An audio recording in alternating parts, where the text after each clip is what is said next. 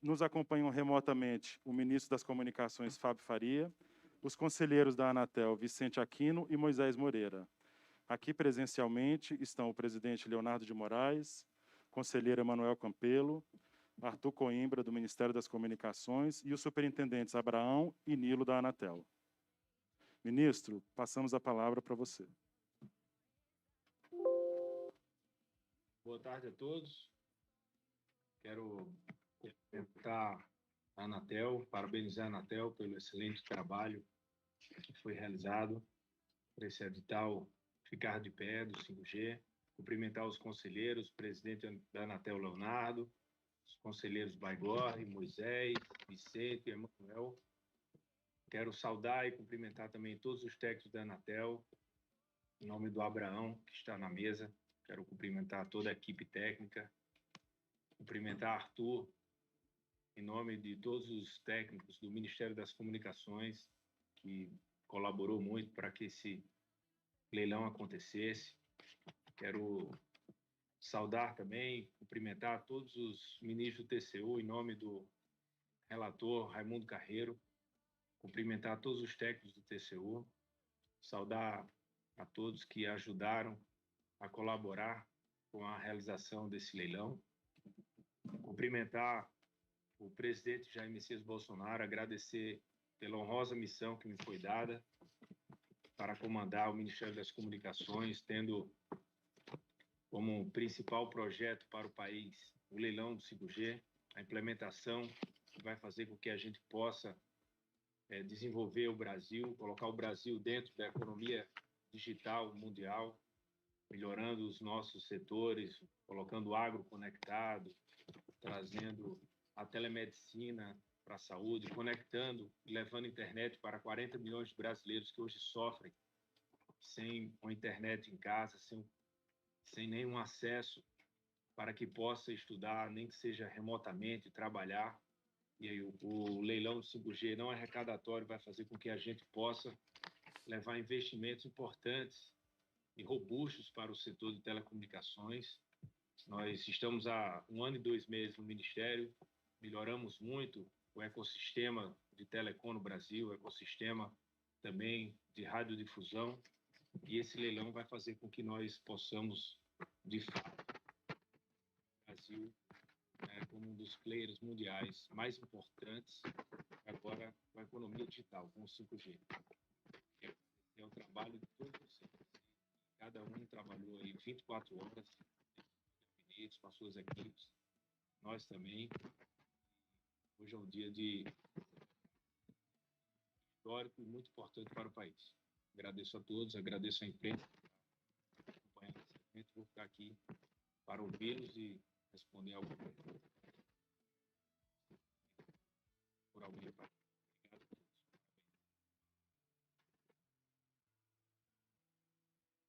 Presidente Leonardo, passa a palavra.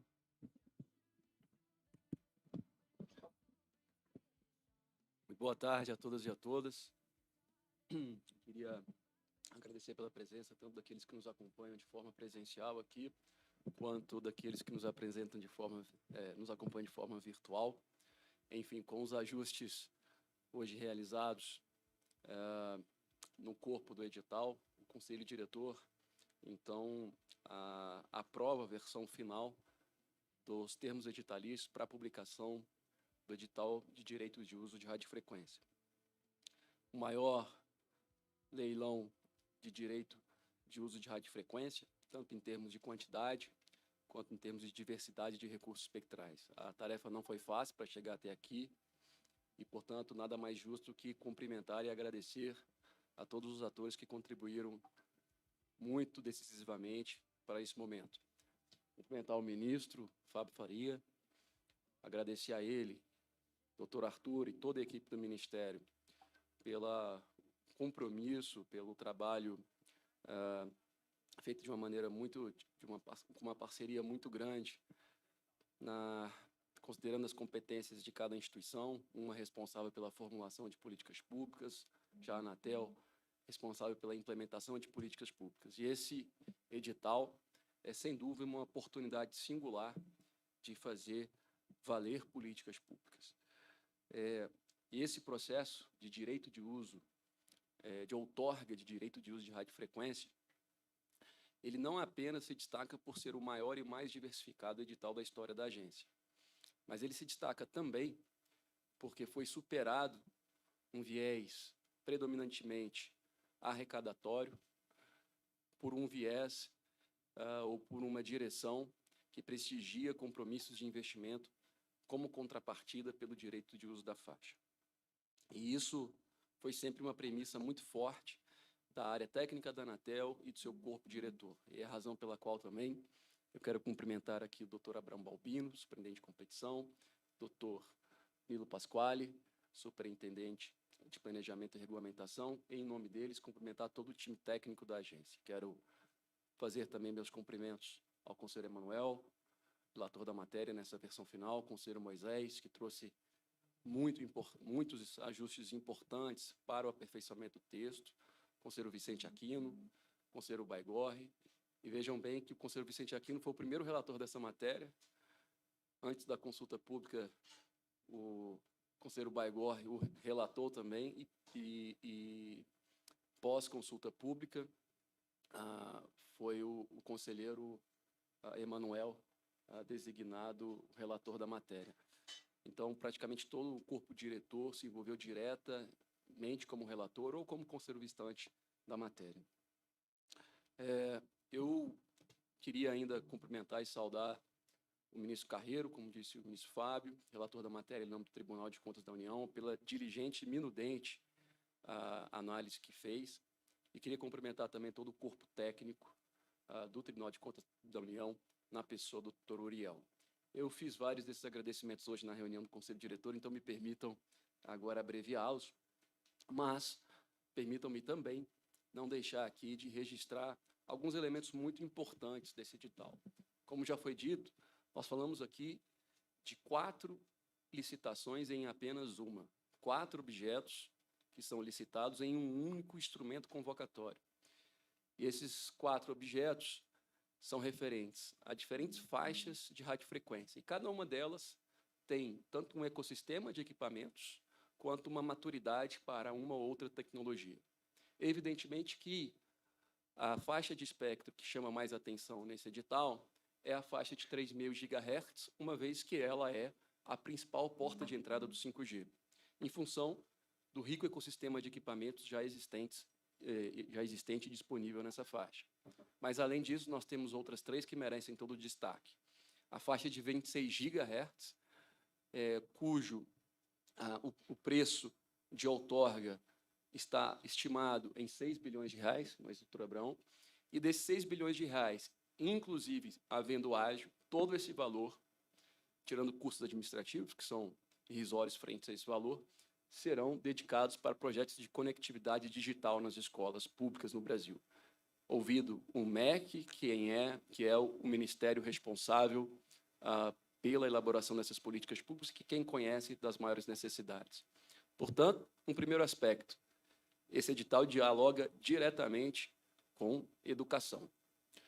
Sem melhoras do nível de educação, evidentemente, o país não tem ganho de produtividade nem crescimento sustentável.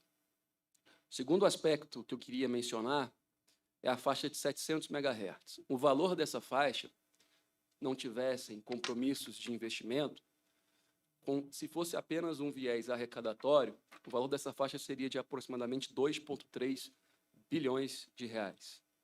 Mas, ao invés de pugnar por um viés arrecadatório, nós privilegiamos, de acordo com a política pública também, o atendimento e a cobertura com 4G, considerando que os equipamentos, para essa faixa específica, o ecossistema é do 4G disponível. Nós estamos considerando a cobertura de mais de 31 mil quilômetros de estradas federais no Brasil.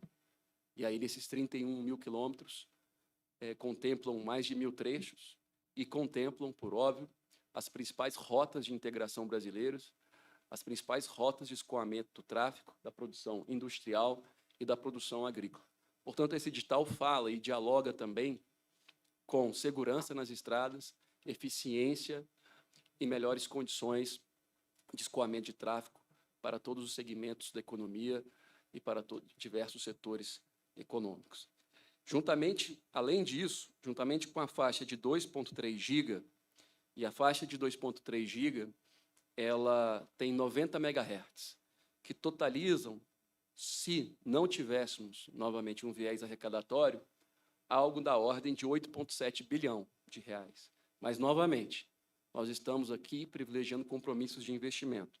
E é por isso que, entre essas duas faixas, 2.3 e 700 MHz, nós vamos cobrir mais de 9.500 localidades, povoados, aglomerados, vilarejos no Brasil, que, todavia, não têm cobertura móvel de celular de nenhum tipo de tecnologia.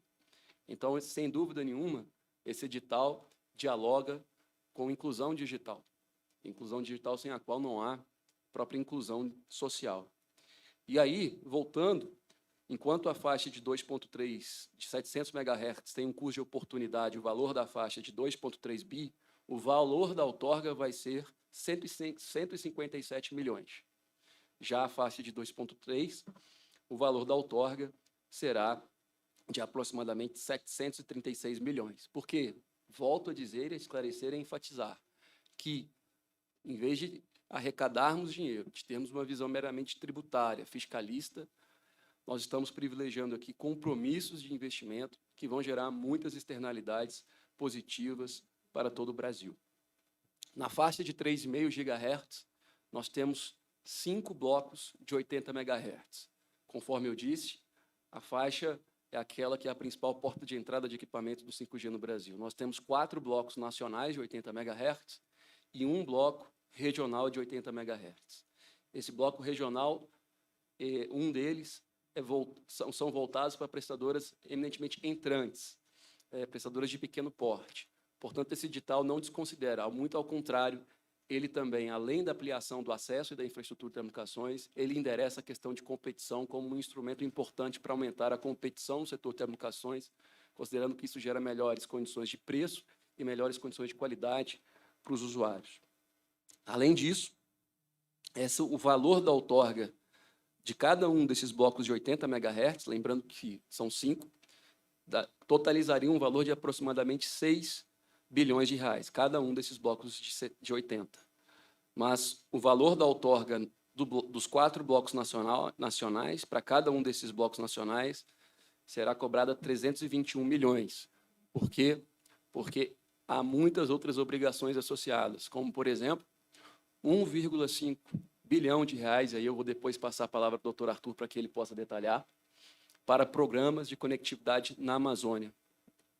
Então, é por essa razão que esse edital também conversa com desenvolvimento sustentável, na medida que você precisa de conectividade, não apenas para o desenvolvimento socioeconômico da região norte, mas você precisa também de conectividade para o próprio monitoramento das condições e daquele bioma.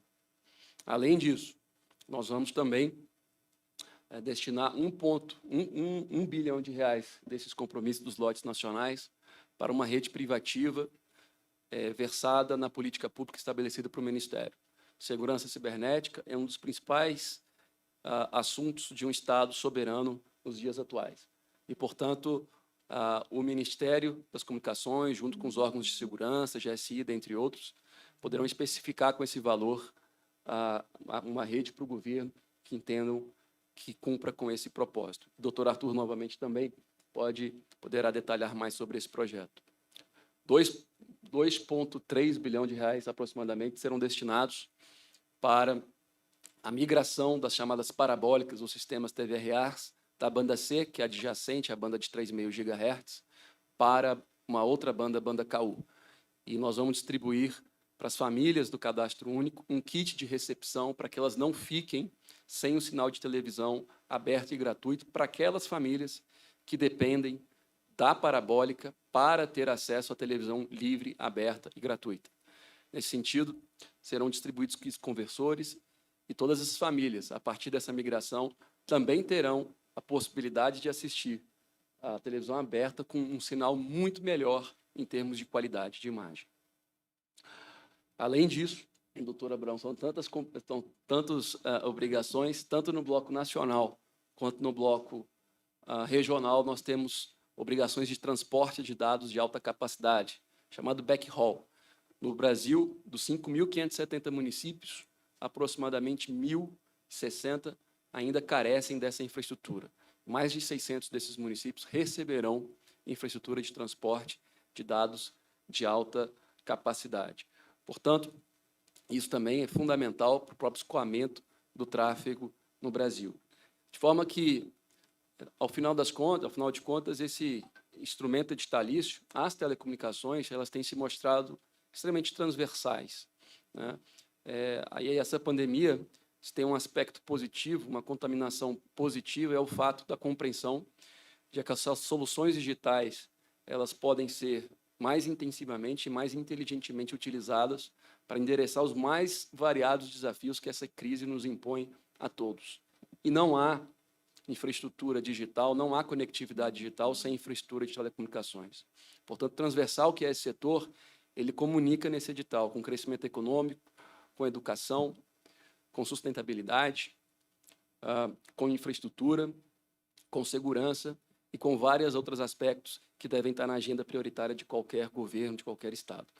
Portanto, eu quero aqui cumprimentar ao Conselho Diretor, dizer que nós queremos publicar o edital até a próxima segunda-feira, no máximo, para que, então, todos os interessados já tirem suas dúvidas no período de perguntas e respostas e possamos cumprir o cronograma proposto pelo conselheiro Emanuel e, de forma unânime e consensuada por todo o Conselho Diretor, realizar esse edital no dia 4 de novembro, que, coincidentemente, é o dia do aniversário da Anatel. Estão aqui, como eu disse, o Nilo e o Abraão, que poderão dar mais detalhamentos sobre as minúcias do edital, também sobre as suas condições de precificação. Muito obrigado. Presidente, nós já estamos com 3 jornalistas inscritos de forma remota e aqui presencialmente vamos começar com uma pergunta. Aqui, Convergência.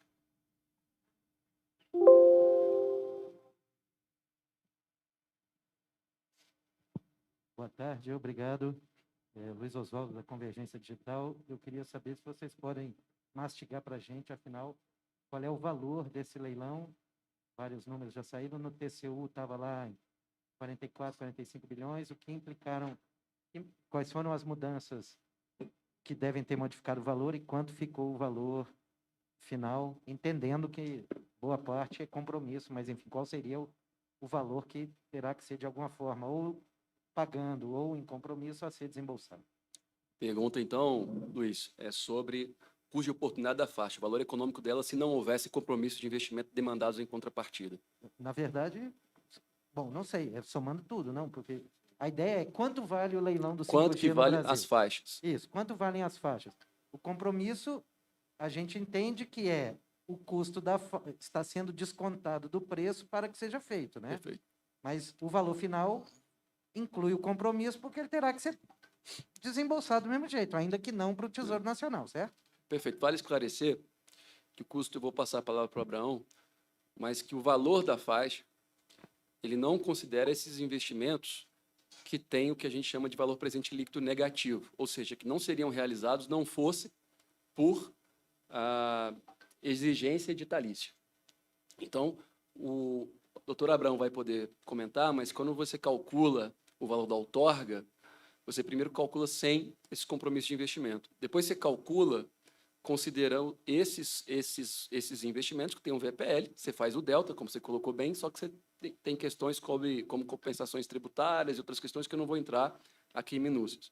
Mas antes de passar a palavra para o Abraão, eu quero cumprimentar aqui todo o time técnico da Anatel. Queria novamente ressaltar que o time técnico da Anatel é uma referência no mundo em termos de precificação de direito de uso de radiofrequência, uma referência para países desenvolvidos, inclusive, e esse trabalho foi muito complexo, tanto que foi a primeira vez, salvo o melhor juízo, que a administração pública faz a precificação de um bem público, de uma concessão, de uma autorização, como é o caso, utilizando uma linguagem Python de programação, o que favoreceu muito a auditabilidade e a própria compreensão de quais foram as premissas que nortearam esse processo de precificação. Doutor Abraão.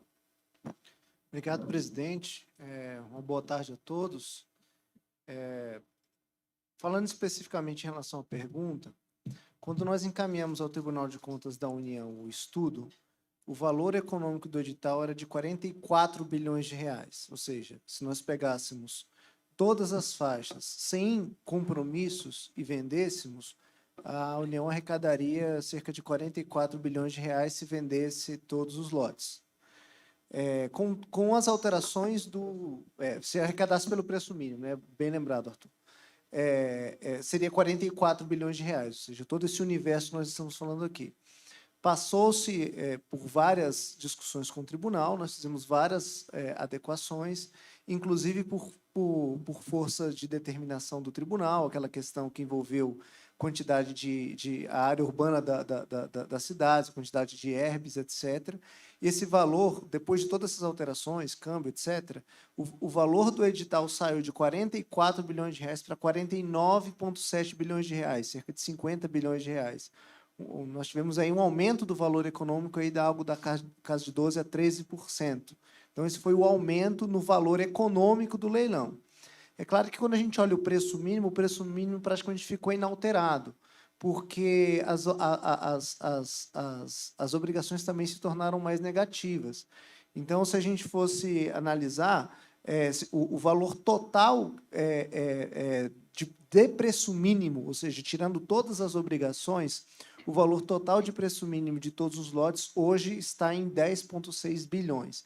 Então, tirando todas as obrigações, se todas as faixas forem vendidas pelo preço mínimo, haveria, então, portanto, uma arrecadação aí de 10,6. É claro que aqui eu estou incluindo a faixa de 26, sendo que 90% da faixa de 26 vai se converter ainda para as escolas. Então, ainda tem essa ressalva adicional aí. Então, resumindo, o valor econômico do leilão é cerca de 50 bilhões de reais. Obrigado.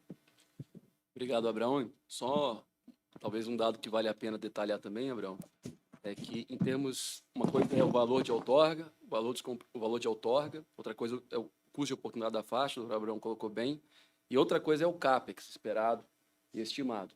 Nós esperamos 163 bilhões de CAPEX, de investimento, nos próximos 20 anos, correto, doutor Abraão? A partir disso. E aí, portanto, tanto dos compromissos quanto dos investimentos Sim. que seriam feitos se não houvesse os compromissos também. 50 bilhões é o valor econômico, mas se a gente pensar em termos de investimento em rede, né, investimento em infraestrutura de rede, se vendermos todos os lotes, a expectativa de investimento ao longo do período da outorga é de 163 bilhões de reais. Daniel, antes de passar aqui você a palavra, eu queria só fazer uma cobrança aqui ao ministro, que me prometeu um boné desse, mas até hoje não entregou. Então, fica aqui, viu, ministro, na expectativa da entrega. Gostaria agora de passar para uma participação remota. Laura, você está com 3 inscritos? Exato, Daniel. Boa tarde. O primeiro, o aumento da Reuters. Olá, boa tarde, Galeria de Idade. Desculpa, eu vou ser bem chato aqui. Eu não entendi uma parte. O valor econômico do leilão é 50, mas se for abater os compromissos, o leilão cai para 10 bilhões, isso no valor mínimo mesmo do edital. É isso que eu entendi? Exatamente. E esses compromissos de investimento em todas as faixas, eles versam entre quais anos? Vocês podem dar um período de tempo? Doutor Nilo? Alô? Tá funcionando aqui? Bom, eles variam desde o início da outorga, que a partir de 2022, eles se estendem até 2029, dependendo da faixa e do compromisso. Todo esse valor de 40 bilhões vai ter que ser aplicado até 2029, é isso? Exatamente. Obrigado. Obrigado. Laura, mais uma participação remota. Próximo, Luiz Queiroz. Boa tarde. Estão me ouvindo? Sim. Boa tarde. Essa semana, o ministro Haroldo Cedrais esteve na Câmara e disse que o custo desse leilão, o preço desse leilão, deveria ser em torno de 101 bilhões de reais, e não os 50 bilhões de reais. E esses números foram achados pela Infracom, lá do TCU. Por que há essa discrepância tão grande entre os números da Anatel e os números do TCU, se eles usaram Python também, eles usaram os algoritmos da Anatel, segundo o ministro Cedrais? Obrigado, Luiz. Eu vou passar a palavra para o Abraão, para que ele possa falar um pouquinho de discrepâncias, às vezes mal compreendidas. Bom, de fato, existem algumas discrepâncias. O ministro Cedrais, ele fez algumas simulações, as quais nós não temos conhecimento de quais foram, isso não nos foi passado. No entanto, o que foi aventado no seu voto divergente no Tribunal de Contas da União foi de que essa discrepância teria a ver com a base urbana das áreas urbanas dos municípios. Bem, originalmente, de fato, havia algumas inconsistências na base oficial do IBGE. Lembrando, né, o último censo que nós temos é de 2010, então de fato, existe uma base antiga, que era a base que nós tínhamos utilizado, que é a base oficial. A própria Anatel tinha uma base subestimada da Embrapa, que faz esses estudos para fins do seu trabalho, da parte específica, né, de todo o universo agrário do Brasil. E essa base da Embrapa, ela é uma base que tem uma área urbana cerca de 50% menor do que a base do IBGE. Essa base do IBGE, segundo nos foi colocado, se fosse aplicada à base da Embrapa, geraria essa discrepância.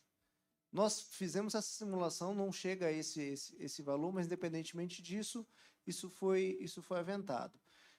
De fato, o que o tribunal fez foi uma determinação de ser revisitado essa questão. E o que nós fizemos? Nós conseguimos uma base mais recente do IBGE, de 2020, né, Nilo? Uma base de 2020, e nós pegamos o menor valor de área urbana entre essas bases que nós temos para o uso na prática. E o que nós observamos? Que a área urbana dos municípios do Brasil não é aquela que está na base da Embrapa, porque a base da Embrapa ela também tem subdimensionamentos muito grandes da área urbana. Exemplifica com Brasília, por favor. Por exemplo, seria considerado, por exemplo, que uma área urbana aqui em Brasília, por exemplo, a área do Parkway, que ela é uma área basicamente urbana, as pessoas, tem muita gente que mora no Parkway, e nessa base da Embrapa, essa área ela é uma área rural, não é uma área urbana, então seria desconsiderada para fins de cobertura.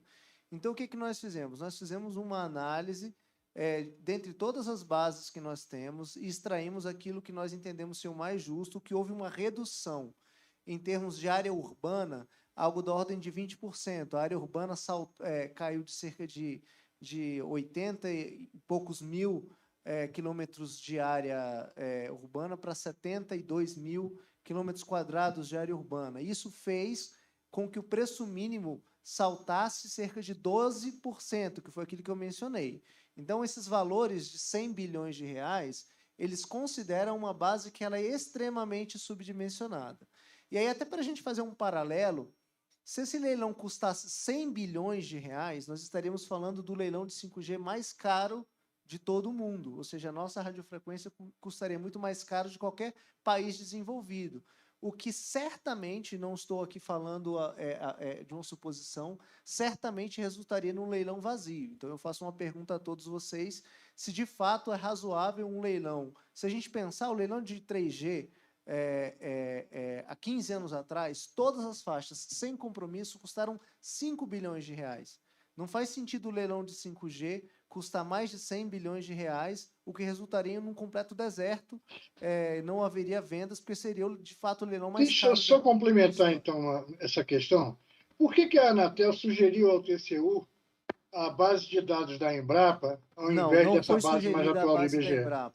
A base da Embrapa foi citada como um exemplo de uma base de dados alternativa que poderia ser avaliada pela agência e que, de fato, foi. A Anatel não disse hora nenhuma, vamos usar a base da Embrapa. A Anatel disse, temos uma base que demonstra que existem Há um documento de inconsistências. vocês recomendando o uso da base de dados da Embrapa. O ministro mostrou na Câmara esse documento. Não. O que existe é uma informação quanto uma alternativa que ela foi levada em consideração nessa base atual.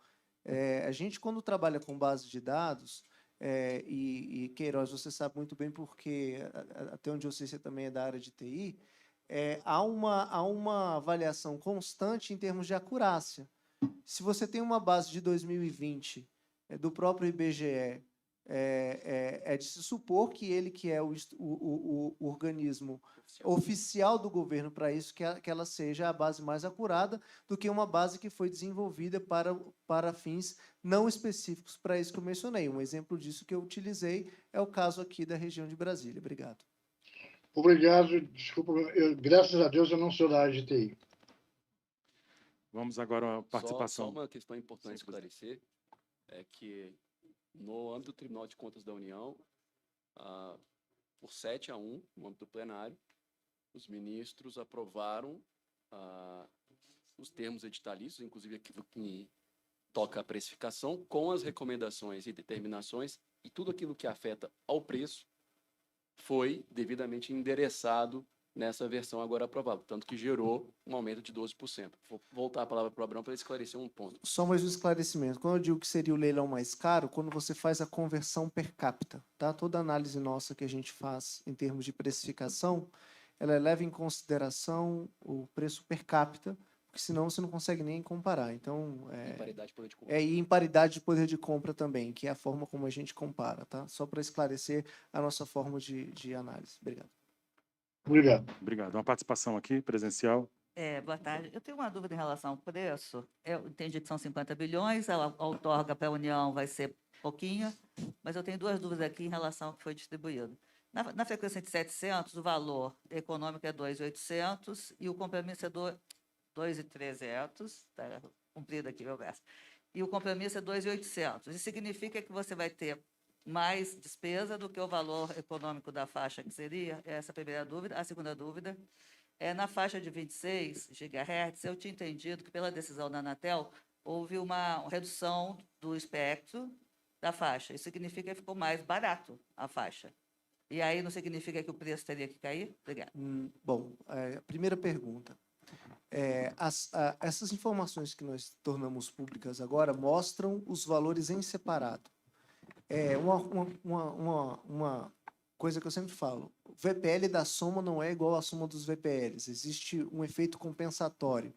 Quando eu faço a conta em separado, são esses valores aí. Quando eu junto e faço a conta em conjunto, a conta que aparentemente seria negativa, ela se torna positiva. Então, um exemplo disso, na faixa de 700 MHz, a quantidade de compromissos é cerca de 2,8 e a valor da faixa 2,3. Mas quando você faz a conta em conjunta, combinada, que é a forma como será implementada, resta um valor positivo de 157 milhões. Então, essa é a primeira pergunta. Em relação à segunda pergunta, houve sim uma divisão, mas com proporcional aumento na quantidade de lotes. Então, a quantidade de radiofrequência disponível continua a mesma. O que aconteceu é que você quebrou em 2 lotes. Então, na verdade, a expectativa é a mesma, só que os lotes têm uma metade do seu valor fruto de uma divisão e uma radiofrequência menor. Mais uma aqui no presencial. Boa tarde, sou Marcos Urupá, jornalista do Teletime. Na verdade, eu tenho 3 grandes questões.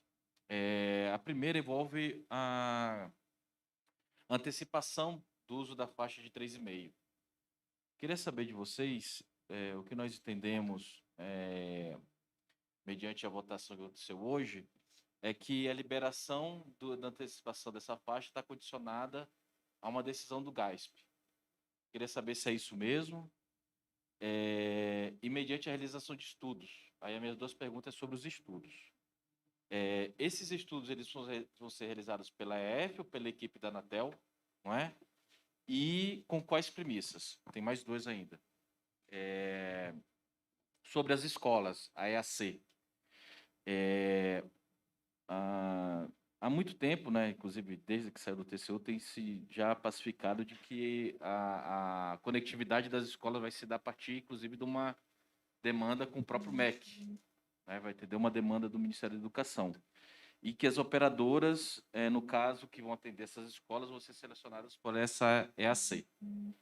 Então, 3 questões. Qualquer operadora poderá atender essa demanda das escolas? Há alguma premissa ou algum requisito básico para qual tecnologia mínima vai ser utilizada? Não é? E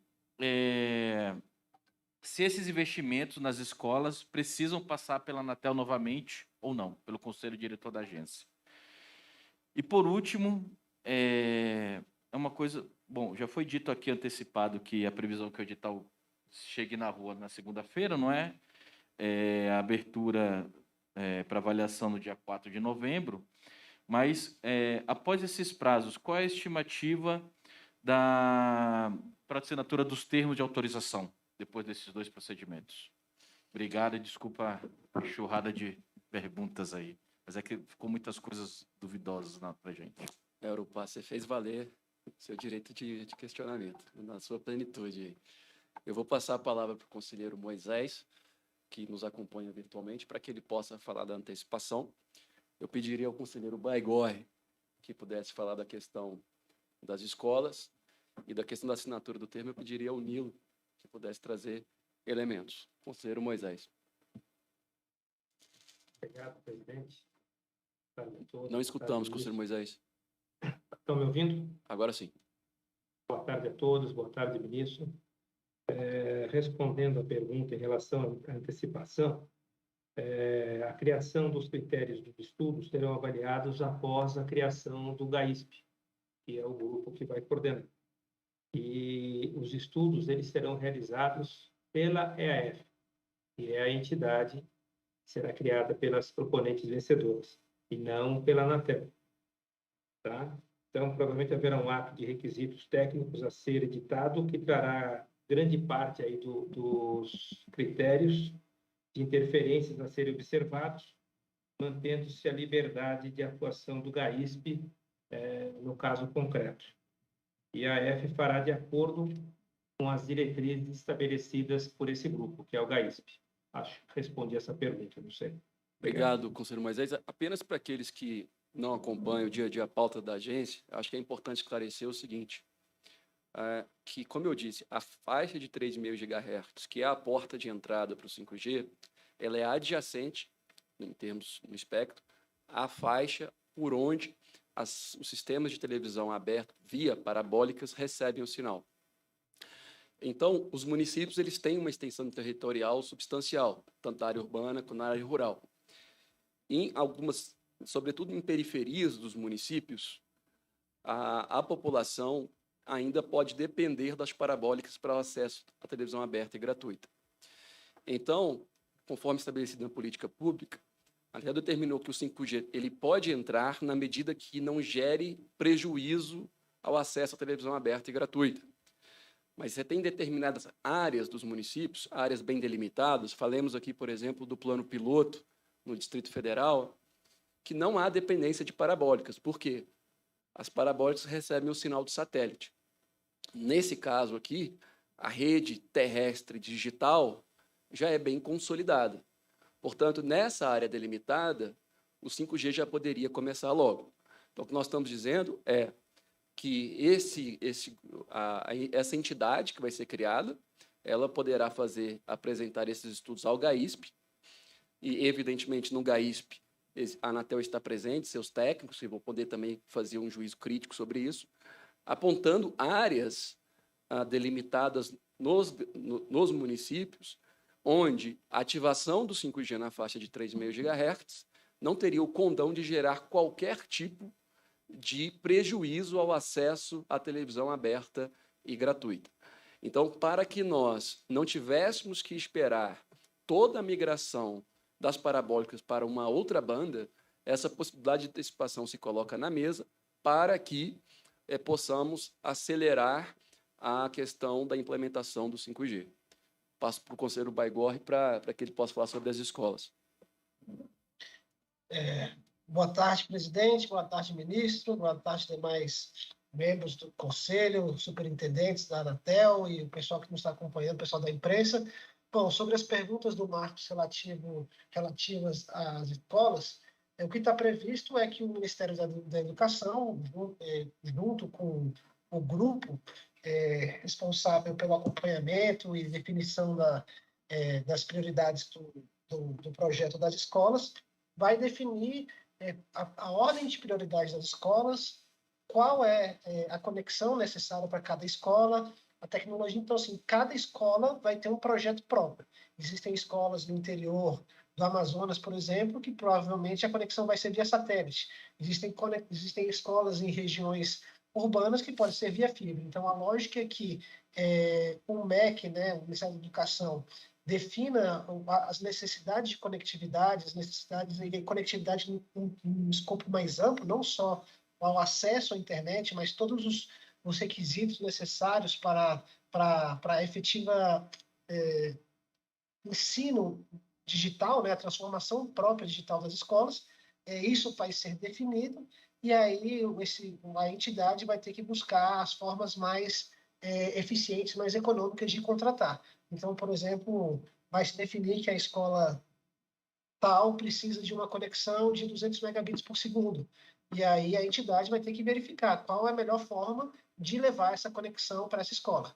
Pode ser via satélite, pode ser via rádio, pode ser via fibra, isso vai depender de cada escola. E o escopo que foi ampliado, e o escopo dessa entidade também não se limita só às escolas, porque a gente pode lembrar do caso que a gente tem do programa Banda Larga das Escolas, que foi um decreto de alguns anos atrás, onde as empresas tinham a responsabilidade de levar uma conexão de 1 megabit por segundo para as escolas públicas. E grande parte das pendências que a gente identifica quando acompanhamos esse projeto é do lado das escolas. As escolas ou não tem um computador, não tem um laboratório, não tem um duto para que a rede de internet entre na escola, às vezes não tem eletricidade. Então, assim, o escopo dessa conectividade das escolas ele é ampliado. Não é só a conexão propriamente dita, mas todas as benfeitorias, todos os equipamentos necessários para que, efetivamente, aquela comunidade escolar tenha acesso à internet e à educação digital. Então, cada projeto, cada escola vai ser um projeto próprio. Isso vai ser definido pelo grupo e executado pela entidade da forma mais barata possível, de forma a garantir que, com esse recurso, que é limitado pelo valor, 90% do valor da faixa, seja utilizado de forma a atender e conectar o máximo de escolas possível. Obrigado. Conselheiro Baigorre, se me permite só uma retificação, é o valor integral da faixa descontado dos custos administrativos, né?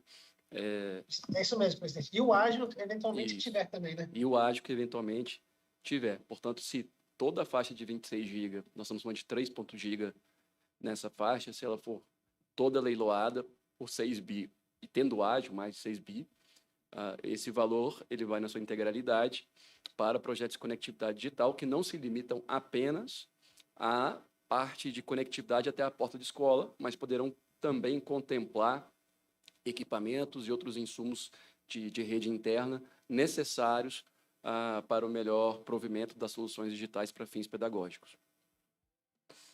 Eu queria abrir a participação de mais um presencial e a gente vai caminhando para o fim da coletiva. O próximo é Eduardo Ramos.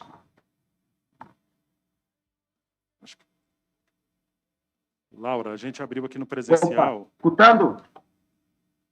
Escutando? Sim. Pessoal, escutando? Sim, Eduardo, pode falar. Então, vamos lá. Meu nome é Eduardo Machado Ramos, eu sou da empresa EMR Jornalismo, da cidade de Volta Redonda, certo? Atualmente, nós estamos em pandemia, certo?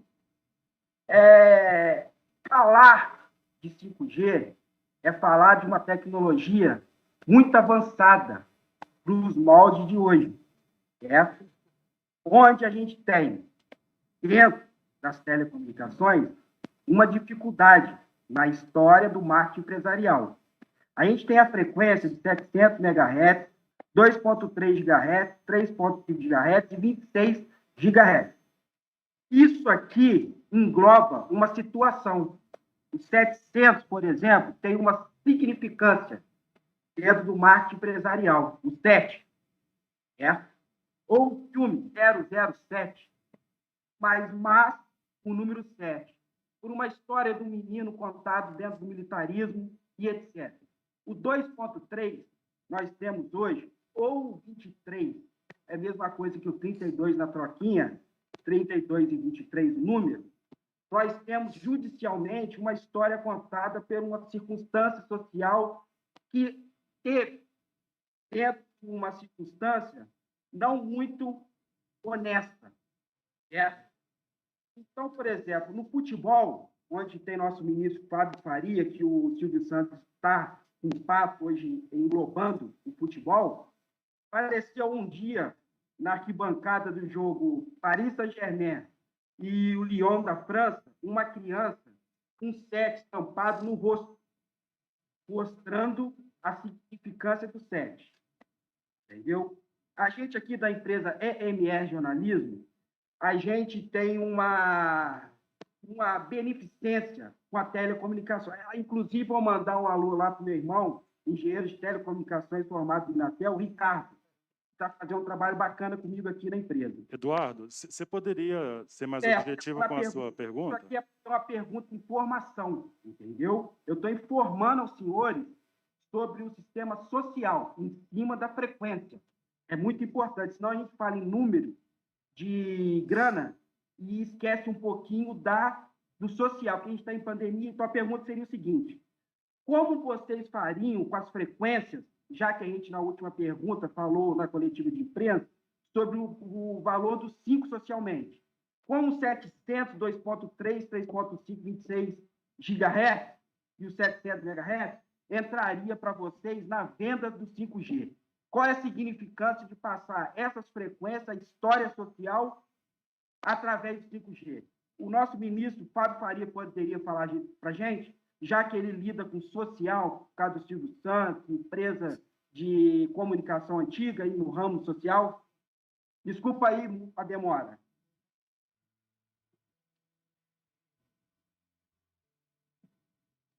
Essa eu quero ouvir, ministro. Vamos lá. Ministro, está no mudo. Cortou muito, eu vi pouquíssimas partes da pergunta dele. Eu vou perguntar para o Arthur se ele conseguiu compreender e gostaria que ele respondesse, nosso secretário de Telecomunicações do Ministério.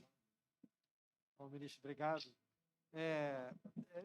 Acho que é importante dizer, em resposta à pergunta, que a preocupação social sempre teve no cerne desse leilão, não é por outra razão que essas 4 faixas já de frequências, elas estão sendo objeto de um desenho que privilegia essencialmente um investimento em detrimento da arrecadação fiscal, né? E nesse investimento estão incluídos aí cerca de 9.600 localidades do interior que não possuem hoje acesso à internet. Então, eu entendo que o trabalho que tem sido feito pelo Ministério e pela agência está coerente com as preocupações manifestadas aí pelo nosso colega.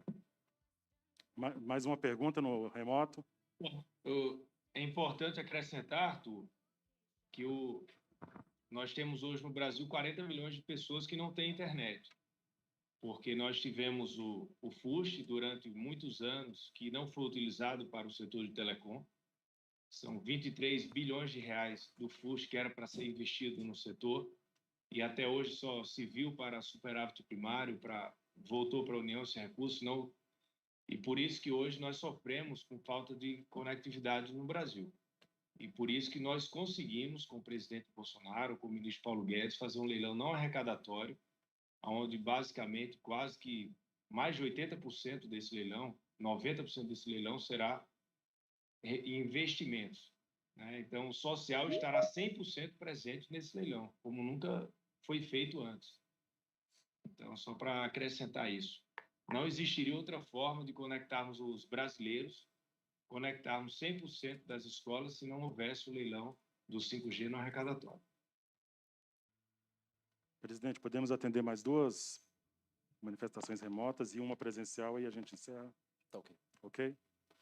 Laura, mais 2? O Alberto, da Reuters, de novo, mais uma questão. Oi, obrigado por pegarem a minha pergunta. Com relação à rede do governo, se vocês puderem dar um detalhe, assim, explicar mais ou menos como vai funcionar, quer dizer, vai imediatamente após o leilão, o pessoal que ficar com a faixa já começa a botar a rede do governo para funcionar. Eu não entendi como é que vai ser isso e como é que fica e o papel da fornecedora da Huawei, né, que foi alvo aí de muita polêmica nos últimos meses. Ela de repente vai poder participar do leilão para as redes normais, para cidades, mas para a rede do governo aí vai ser um outro critério. Se vocês puderem explicar como funciona isso, eu agradeço. Obrigado. Bom, a Anatel, né, o Ministério, ele editou uma portaria 1924 em janeiro deste ano, prevendo, então, como dos pontos a serem observados no leilão, a viabilização de uma rede privativa de comunicações da Administração Pública Federal. A partir disso, então, a Anatel ela elaborou o edital levando isso em consideração, isso foi tratado pelo TCU, foi aprovado, né? Tanto o TCU, né, indicou isso, como o conselheiro Moisés entendeu por bem realizar esse atendimento o mais rápido possível, no sentido de trazer as especificações técnicas mínimas dessa rede já no edital. É um material que nós já tínhamos enviado, né, tanto ao TCU quanto à Anatel alguns meses atrás, então a gente pegou esse material, compilou, extraiu as características mínimas e, a partir daí, a gente contribuiu com a agência no desenho desse trecho do edital. Pelo meu conhecimento do que foi votado hoje, e aí talvez os conselheiros possam me corrigir se eu estiver errado, o que vai acontecer é que os recursos eles serão depositados, né, numa conta associada à entidade criada, que vai ter um mecanismo de governança justamente para garantir a gestão transparente e segura desses recursos. Esses recursos, então, serão utilizados para contratar o projeto básico e executivo e, propriamente, a implantação dessa rede, que será feita de acordo com o que está previsto na portaria do Ministério das Comunicações, né, tanto em relação ao serviço que deve ser prestado, as características da rede, quanto em relação às fornecedoras de equipamentos que, porventura, venham a ser utilizados nessa rede. Obrigado. Mais uma intervenção remota.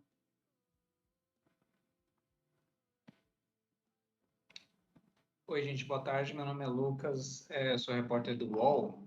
Eu queria entender, o ministro Fábio Faria já tinha comentado que se o leilão fosse realizado agora no começo de outubro, que havia uma possibilidade do 5G já começar a ser instalado em algumas cidades, principalmente em São Paulo, no final do ano. Eu sei que pelo edital o prazo é julho do ano que vem, mas eu queria saber se o governo ainda imagina que existe alguma possibilidade de a gente já ver o 5G de verdade acontecendo em alguma cidade ainda esse ano.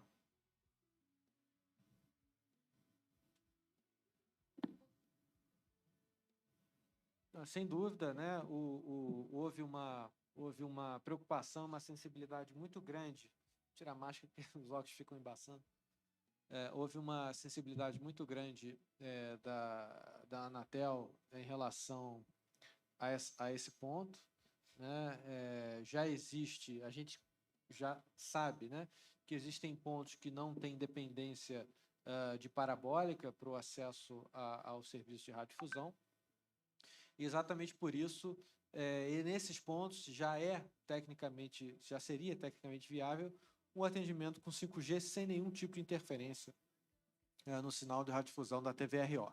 Né? E essa possibilidade foi garantida por meio do edital, né? Portanto, outorgada devidamente a faixa, em havendo possibilidade técnica, será aferido, né, pelo GASP, essa implantação já pode ocorrer e o serviço já ser ativado. foi recomendada também pelo TCU, com a votação do Bem lembrado, ministro Pinheiro e os demais 7 ministros que acompanharam.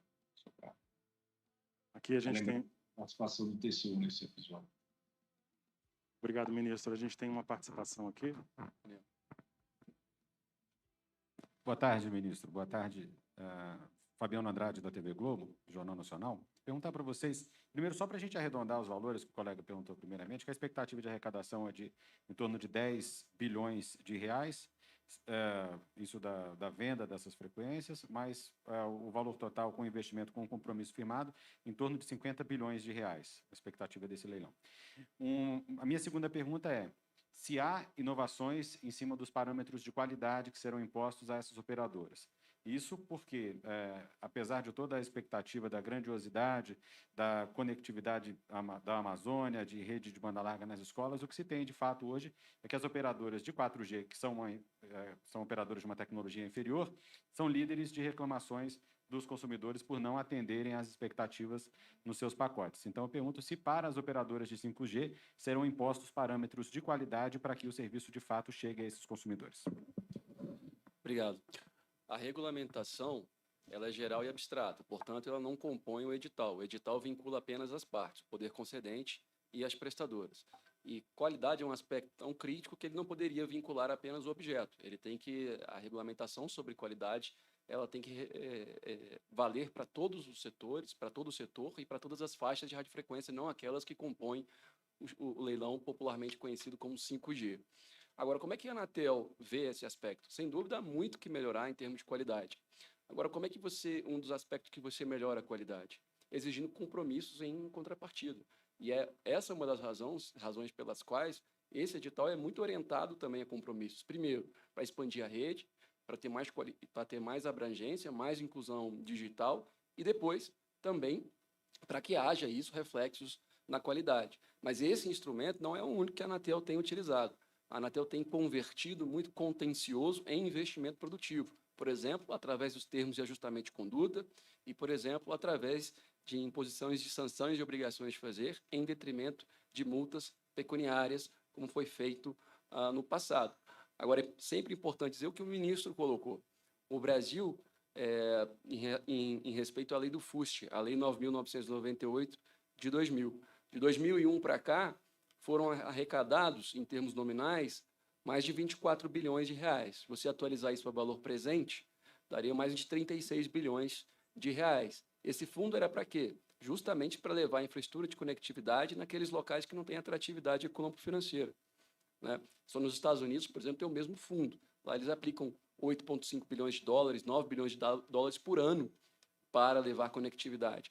Na ausência do fundo específico para tal, muito embora no atual governo e na atual legislatura houve uma reforma da legislação para que a gente consiga destravar esse FUST, mas na ausência dele, a Anatel não poderia prescindir do edital, que é um instrumento muito singular para fazer políticas públicas, para expandir a infraestrutura de conectividade digital no Brasil e para que isso tenha reflexos positivos justamente também na qualidade e nas condições de oferta de serviço para todos os consumidores. Agora, evidentemente, regulamentação de qualidade é algo dinâmico, portanto, nem poderia constar do edital também, porque o edital, ele, como um instrumento convocatório, ele é um instrumento vinculante, não posso alterar ele depois. E a regulação de qualidade ela tem que evoluir no tempo, para que ela faça sentido no seu contexto e no seu tempo.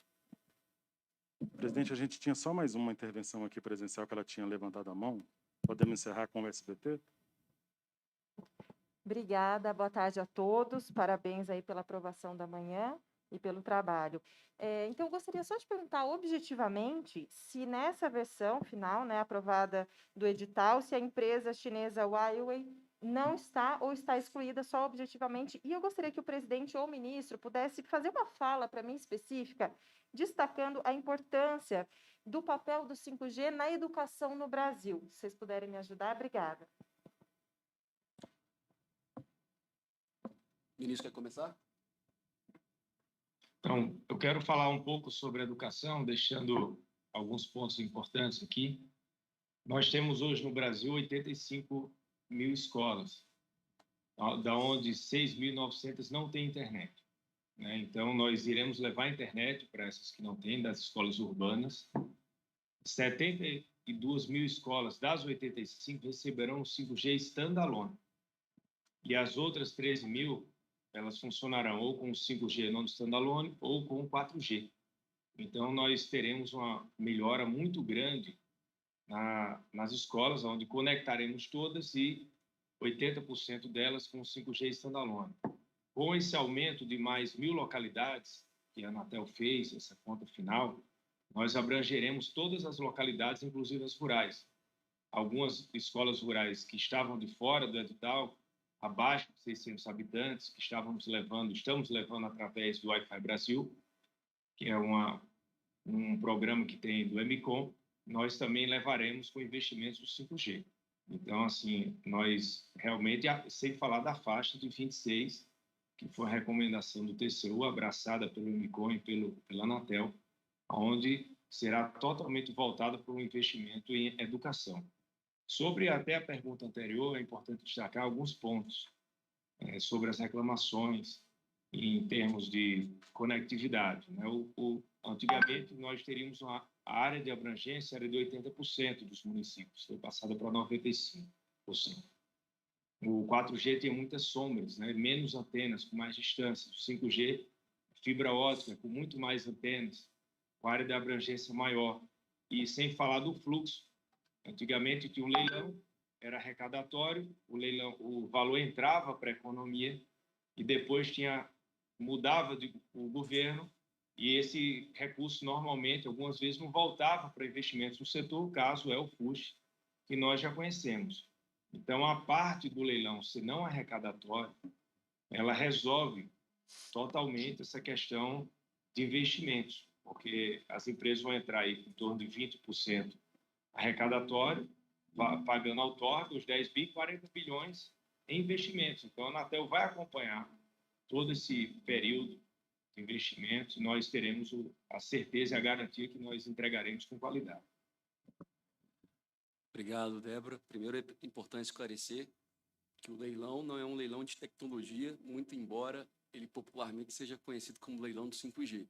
Ele é um leilão de outorga de um direito. Qual é esse direito? É o direito de uso de radiofrequências, que é um bem público, né? E por isso que a gente faz uma licitação. Então, quem usa essas radiofrequências, quem pleiteia nesse leilão, são as empresas de telecomunicações, que depois comprarão os seus respectivos equipamentos. Então, no leilão não tem nenhum tipo de orientação nesse sentido, até mesmo, volto a dizer, porque o leilão vincula só as partes dos objetos.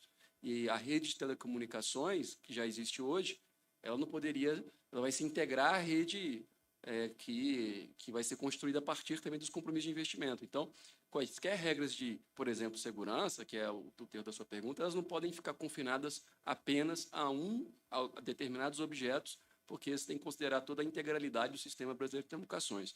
Então, o leilão nunca foi uma oportunidade para isso. Sobre a questão de educação, complementando o ministro aqui, eu sempre costumo dizer que se o 4G mudou a vida das pessoas, o 5G vai transformar a sociedade e os meios produtivos. Agora, o que a gente precisa entender é que o 5G ele pode ser compreendido como uma rede flexível. Então, não há uma única forma de operação. Agora, num dos seus principais aspectos, o 5G ele permite uma capacidade de transmissão que viabiliza uma maior vazão de dados. Então, a nossa percepção daquilo que é instantâneo vai acabar ganhando uma nova dimensão. Agora, para muito além de você poder baixar um filme mais rápido, fazer um download, você vai poder experimentar aplicações de realidade aumentada e realidade virtual, né? Porque a partir do momento que você fala de gap educacional e, de fato, o 5G pode se apresentar como uma plataforma fundamental para esse gap educacional, para fazer um catch-up, na medida que eu não sou especialista em educação, por óbvio, acho que a única solução não pode ser construir mais escolas e formar mais professores, mas na medida que você tem instrumentos de realidade aumentada e realidade virtual, você pode ter não apenas o melhor professor no seu ambiente, mas como você pode também ter acesso aos conteúdos de forma muito mais fácil para que eles sejam internalizados. Agora, a gente fala muito de educação tradicional, mas a gente não pode esquecer também de educação profissionalizante, por exemplo, né? Então, eu sempre digo, um exemplo é um tomógrafo. Hoje, que tem uma máquina de ressonância, que tem algum problema numa região longínqua do Brasil, você precisa hoje, muitas vezes, deslocar um técnico, né, de um centro urbano grande para dar assistência lá.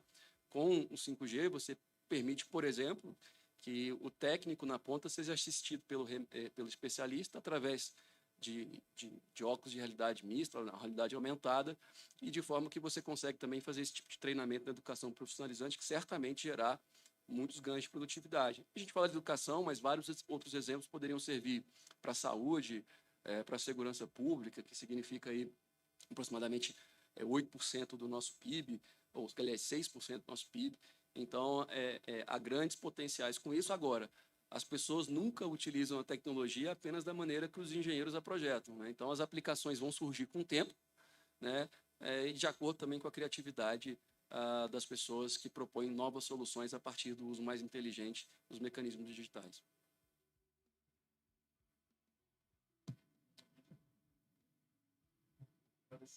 Presença dos que nos acompanharam presencialmente e de forma remota. Encerramos essa coletiva de imprensa. Tenham todos uma boa tarde.